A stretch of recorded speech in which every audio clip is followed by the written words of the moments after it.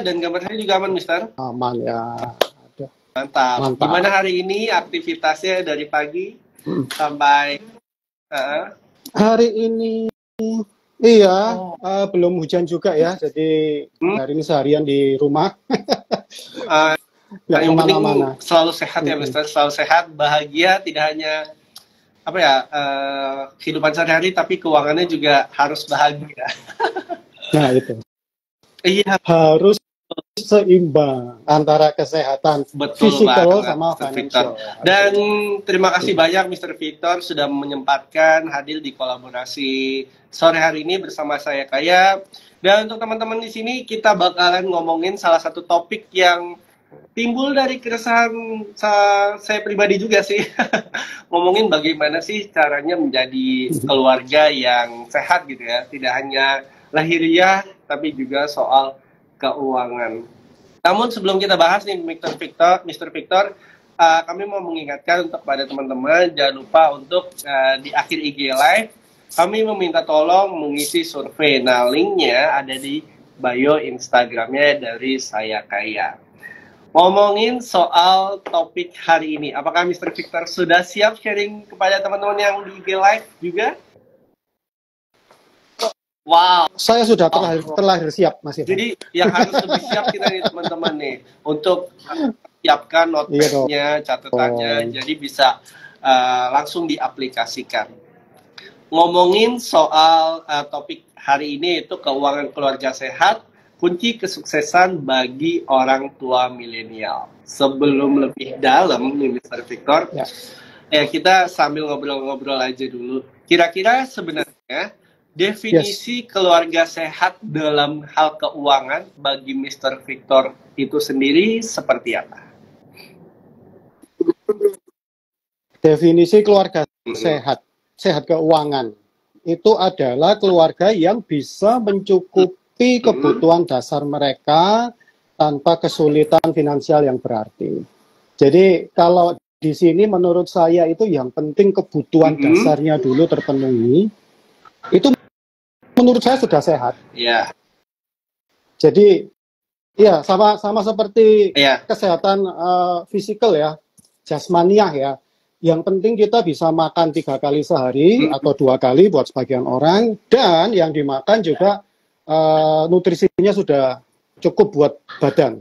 Itu saja sudah layak untuk kita katakan sehat. I see. Benar, jadi ya? Sehat ini tuh nggak mesti yang semuanya ada, yang nggak mesti kayak punya apa gitu ya. Sadang pangan papan sehari-hari sudah cukup aja itu udah masuk kategori sehat ya Mister ya.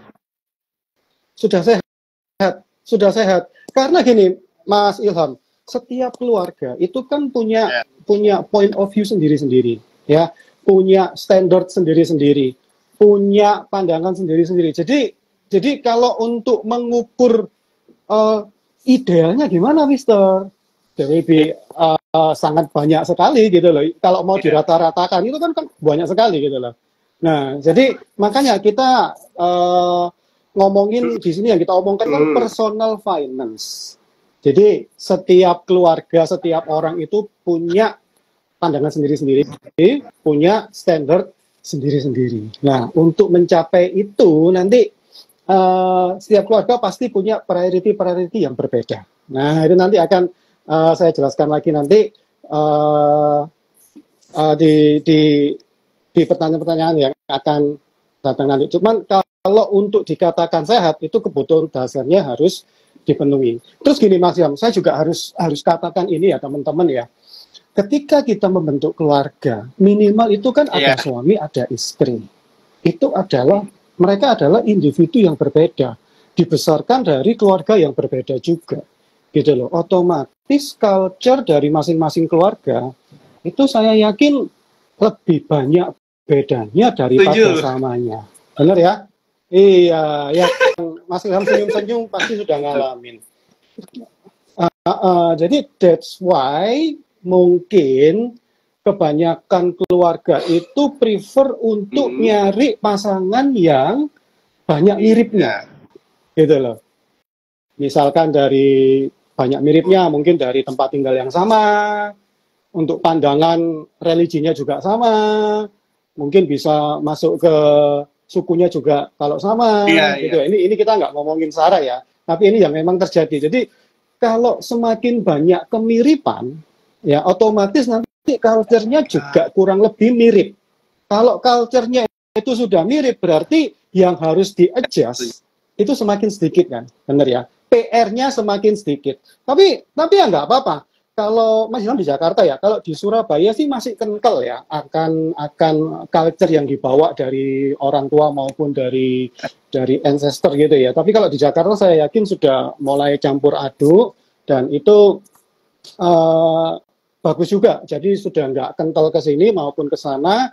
Jadi saling ngasih ini ya, ngasih kontribusi yang sama dalam membentuk our own culture dalam family. Nah, terus gini Mas Ilham. Kalau kebanyakan orang itu gini ya, mungkin teman-teman di sini sebagian sudah menikah, sudah berkeluarga, sebagian belum. Kalau zaman dulu, zaman saya SMA Mas Ilham, kalau nyari pacar itu biasanya cocok-cocokan zodiak, bener nggak? saya Aquarius, kamu Pisces, oh berarti cocok, nanti Aquariusnya kan ikan, Aquarius itu air, Pisces ikan, nanti bisa, wes pokoknya itu kan cocokmologi. Saya pikir itu cocokmologi ya. Nah, kalau saya sebagai seorang financial planner, itu saya punya cocokmologi saya sendiri. Jadi orang itu dalam pandangan saya, itu saya bagi dalam 2 kelompok besar. Yang pertama adalah saver, yang kedua adalah spender. Saver sama spender. Catat ya teman-teman ya, ini penting ini. Soalnya menyatukan 2 individu yang sangat berbeda. Nah, jadi gini, sebelum kita nyari keluar, ya loh, kita sebaiknya mengenali diri kita sendiri dulu. Saya ini tipe saver atau spender. Saver itu orang yang suka simpen duit, suka menghasilkan uang, suka menyimpan dan hemat gitu ya, kira-kira seperti itu. Kalau spender itu lebih suka spend money gitu loh, lebih suka belanja ya. Tapi di sini nggak hanya negatif ya Mas Ilham ya. Spending itu kan ada yang untuk memang untuk kebutuhan, ada yang untuk keinginan, juga ada yang sedekah atau donation ya. Nah itu juga tergolong spender. Jadi spender itu nggak melulu negatif. Nah itu langkah pertama itu ya, kalau menurut saya sih itu harus dijelas dulu gitu loh. Idealnya seorang saver berpasangan dengan seorang spender. Gitu. Kalau Mas Ilham lihat saya mungkin sudah tahu ya, saya tergolong yang mana ya. Biasanya yang laki itu memang lebih ke saver. Yang laki memang lebih ke saver, yang perempuan lebih ke spender. Nah, itu yang saya lihat, saya sama istri jadi balance gitu ya. Uang masuk, saya pastikan uang itu masuk dengan lancar, sementara istri saya tugasnya mengawasi uang-uang yang keluar ini juga sesuai dengan kesepakatan kita ketika melakukan budgeting. Jadi gini Mas Ilham, Mister, berarti lebih baik saver atau spender? Kan enakan saver, Mister, karena nabungnya banyak. Oh, belum tentu. Belum tentu. Uang itu diciptakan untuk apa sih Mas Ilham sebenarnya? Untuk transaksi kan? Untuk beredar kan? Untuk beredar. Jadi kalau uang mandek di kita, sebenarnya uang ya nggak terlalu senang. Betul. Benar enggak? Saya ini diciptakan bergerak, sama halnya mobil. Mobil itu diciptakan untuk kesana kemari. Uang juga seperti itu. Tapi kalau mobil cuma dibuat pajangan gitu kan ya gimana ya? Ya memang beberapa mobil memang didesain untuk itu, untuk pajangan, untuk pamer. Tapi kalau uang, kalau kita nabung terus dikumpulkan dalam bentuk uang tunai maupun di tabungan biasa, nggak diapa-apain tuh, ya bayangin kalau kita ngomongkan financial sama physical ya, jasmani ya, kita makan terus tapi nggak ada yang keluar dari tubuh kita.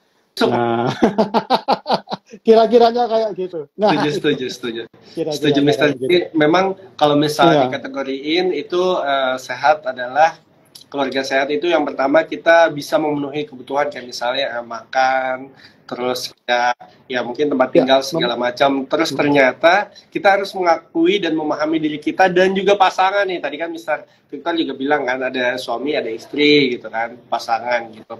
Apakah si saver, apakah si spender? Mungkin di awal nih saya yakin banget nih bagian teman-teman dan saya juga pribadi menganggap bahwa oh si saver nih plus nih, oh si spender minus nih gitu kan, as a general gitu. Dan ternyata teman-teman saya dapat insight baru lagi, mungkin teman-teman juga mendapatkan insight bahwa saver pun bisa plus, bisa minus, dan spender pun bisa plus dan bisa minus. Ini seperti risiko profil investasi juga sih sebenarnya. Tapi memang kita sama pasangan, ketika ketemu seseorang mungkin jangan saver apa spender nih, jangan juga harus saling memahami sih sebenarnya gitu. Dan mungkin sebagian dari teman-teman juga ini nih Mister sudah memahami bahwa oh ternyata saya ini orangnya spender atau saver gitu. Pertanyaannya adalah bagaimana cara memprioritaskan antara kebutuhan keluarga dan juga tujuan di masa depan ketika misalnya saya spender nih atau saver, itu bagaimana cara memprioritaskannya? Karena kan di sini tadi kita baru buka nih, ternyata lebih dalam lagi ada loh orang yang spender, ada loh orang yang si saver gitu. Kalau menurut Mr. Victor itu seperti apa? Dan sebelum menjawab, teman-teman kalau misalnya punya keresahan pribadi mengenai keuangan dan juga keluarga, ya topiknya keuangan sih. Bisa curhat, bisa tanya langsung ke Mr. Victor di kolom komentar. Ya, keuangan keluarga. Antara kebutuhan keluarga dan keinginan impian keluarga itu berarti gini, intinya adalah komunikasi. Kita harus komunikasi antara suami dan istri, itu harus memang benar-benar kita tahu apa yang kita mau. Nggak usah ditutup-tutupin, nggak usah jaim-jaiman, ya nggak usah gengsi-gengsian. Saya maunya gini, situ maunya gitu. Kita cari tengahnya gimana, gitu. Karena gini Mas Ilham, nggak ada satu jalan, nggak ada satu pintu berkat yang terbuka lebar selain adanya satu kata ini antara suami dan istri, yaitu kesepakatan. Gitu loh. Iya. Ketika sang suami sama si istri ini sepakat, oke, kita jalan bareng ya, kita berada di halaman yang sama ya, kita menuju ke arah yang sama ya, dengan kecepatan yang sama ya, percaya nggak percaya, satu persatu pintu berkat itu pasti akan dibukakan buat kita semua. Gitu. Jadi itu mindsetnya dulu kan ya, harus ada kesepakatan. Karena kalau enggak ada berkat pun, ya kan, ada berkat pun, ada rezeki pun, nanti yang suami mau gini, yang istri mau gitu. Akhirnya eker-ekeran ya, bahasa Surabayanya bertengkar gitu loh, adu argumen, bagus yang gini, bagus yang gitu. Iya, jadi dengan adanya tambahan rezeki itu belum tentu akan berakhir baik kalau nggak ada kesepakatan. Nomor satu itu harus ada kesepakatan. Kesepakatan dalam apa, Mister? Di semua aspek keuangan, menentukan jangka pendek, jangka menengah, jangka panjang, terus sampai milih sekolah untuk anak, ya kan? Nanti kalau keluarga baru belum punya tempat tinggal, mungkin yang suami, aku lebih seneng rumah yang kecil tapi di lingkungan yang bagus. Ya, sementara yang istri, aku pengen rumah yang besar, lingkungannya nggak perlu bagus, nggak apa-apa. Nah ya kan, seperti hal-hal seperti itu tuh sebaiknya dibicarakan dengan transparan ya, nggak jaim-jaiman, supaya kita mencapai kata kesepakatan. Itu sih. Jadi sebelum masuk budgeting yang apa yang 50, 30, 20, yang rule apa, yang finansial, itu dikesampingkan dulu. Kita cari satu kata, yaitu kesepakatan. Jadi intinya kesepakatan dulu.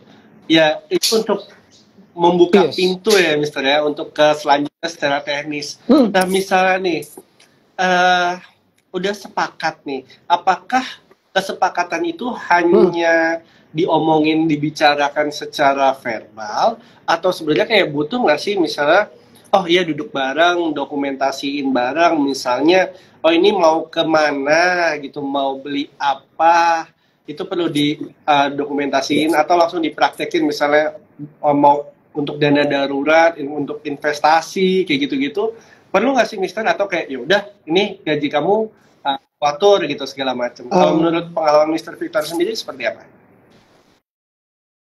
Sebaiknya iya ya. Sebaiknya iya ya. Sebagai UUD 45-nya kita. Karena kalau mengandalkan ini aja ya, biasanya yang istri lebih kuat ingatannya, sedangkan kita Mas Ilham yang suami-suami ini banyak pikiran sana sini kemari. Ini apa ya? Kok lupa ya? Nah, jadi kalau memang untuk merefresh our memory ya, untuk nge-refresh memori kita sebaiknya ditulis atau ya dicatat, sehingga kalau kita agak melenceng ke sana, melenceng ke sini, yang istri ke sana, yang suami ke sini, kita lihat, buka lagi UUD 45-nya. Oh, ternyata yang dulu yang kita sepakati ini, oke. Apakah perlu di-adjust?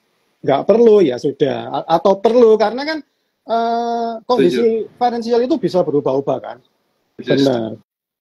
Jadi gitu. Perlu ini juga, perlu dicatat juga sebaiknya. Jadi teman-teman kita tidak hanya berkomunikasi terhadap pasangan kita nih, itu biasanya kalau udah komunikasi nggak menemukan kesepakatan, lebih ke arah ngasih makan ego sendiri. Udah, saya maunya ini, saya maunya itu gitu kan. Setelah kesepakatan memang ada baiknya dicatat atau sebagai bukti lah gitu, evidence bahwa oh ini loh yang kita rencanakan, ini untuk kebutuhan, ini untuk investasi reksadana di Saya Kaya dengan kode referral yang mindset duit, terus dana darurat, sebagai macamnya memang harus dikomunikasikan. Nah, ketika sudah dikomunikasikan, ini sih yang biasanya keluar atau menjadi konflik serta tantangan baru kepada keluarga milenial khususnya.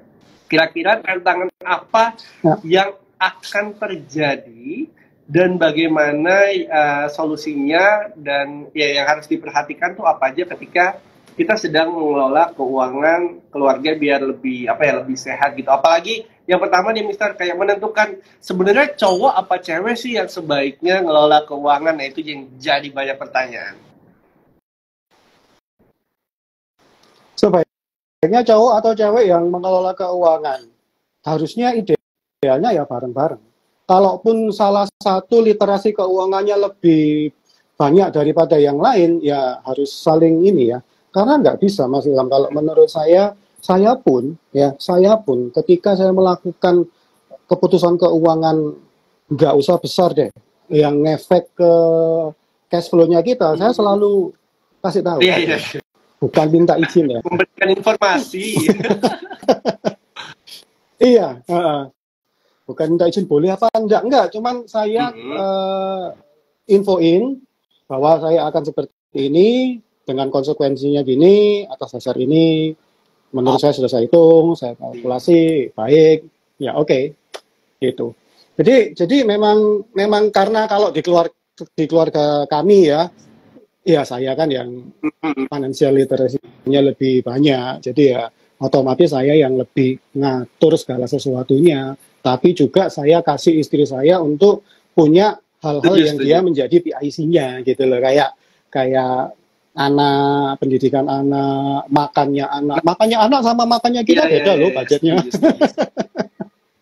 Karena anak saya ini alergi makanan-makanan tertentu Mas Ilham, jadi perlu perhatian khusus untuk apa yang masuk ke dalam mulut, itu harus benar-benar dipilih supaya nggak terjadi hal-hal yang ngefek ke alerginya itu. Gitu. Jadi iya, tantangannya itu kebanyakan itu adalah di pengeluaran.